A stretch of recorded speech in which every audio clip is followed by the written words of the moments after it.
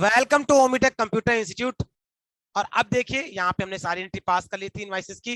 अब देखिए खर्चों की एंट्री पास करेंगे और खर्चों की एंट्री पास करने में मेन जो ट्विस्ट है वो क्या है देखते हैं। अब यहाँ पे आके हम खर्चे पास करेंगे F5 में आकर के, और ये एंट्री है 31 मई की है, 31 मई की हम सारे खर्चों एंट्री पास कर रहे हैं।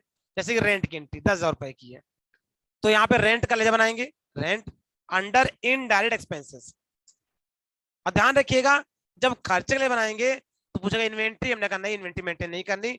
यहाँ पे एक ऑप्शन आएगा इज जीएसटी एप्लीकेबल, क्या आपको इस पे जीएसटी एप्लीकेबल करनी है, हमने कहा ना इस पे नहीं करनी है।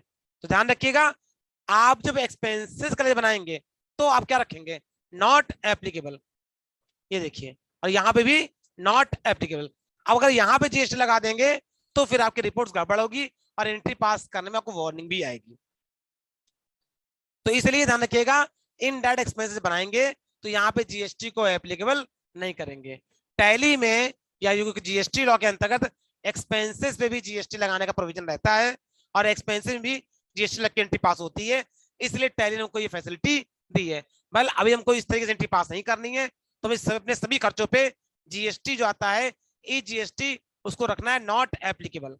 एंटर पास करते हुए हम इसमें 10,000 रुपए एंट्री पास करेंगे बाई कैश, क्योंकि कुछ दिया नहीं है तो बाई कैश।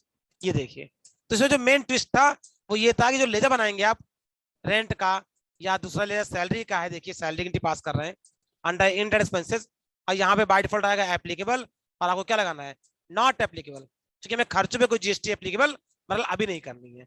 और यहाँ पे होगा सैलरी 20,000 रुपए, enter, entry by default cash से, और ये देखिए एंट्री कैश की, एक खर्च एंट्री पास कर दी। ऐसे ही हमारा इलेक्ट्रिसिटी बिल होगा और ऐसे हमारा शॉप मेंटेनेंस होगा। तो हम बनाएंगे electricity bill under indirect expenses, और यहाँ पे जीएसटी एप्लीकेबल, हमने कहा नॉट एप्लीकेबल, और एंटर करते इसको पास कर जाएंगे। 3200 रुपए का बिल है, इसको हम बाय डिफॉल्ट कैश से पास करेंगे, क्योंकि हमें मोड ऑफ पेमेंट कुछ दिया नहीं गया है, तो सारा मोड ऑफ पेमेंट हम कैश मानेंगे। और एक लास्ट एंट्री खर्चे की और है जो कि शॉप मेंटेनेंस की है 800 रुपए की, तो यहाँ पे ऑल्ट सी कंट्रोल भी shop maintenance, indirect expenses GST applicable नहीं करना है तो नॉट एप्लीकेबल करेंगे। सबसे इंपॉर्टेंट चीज ध्यान रखिएगा, खर्चों में जीएसटी को आप नॉट एप्लीकेबल रखेंगे। 800 रुपए और कैश, एंटर, और एंटर करते हुए पास कर लिया। इस तरह देखिए हमने पूरी 15 एंट्री करके दिखा दी, जिसमें कि एक एंट्री कैपिटल की थी और बाकी 4 एंट्री खर्चे की थी।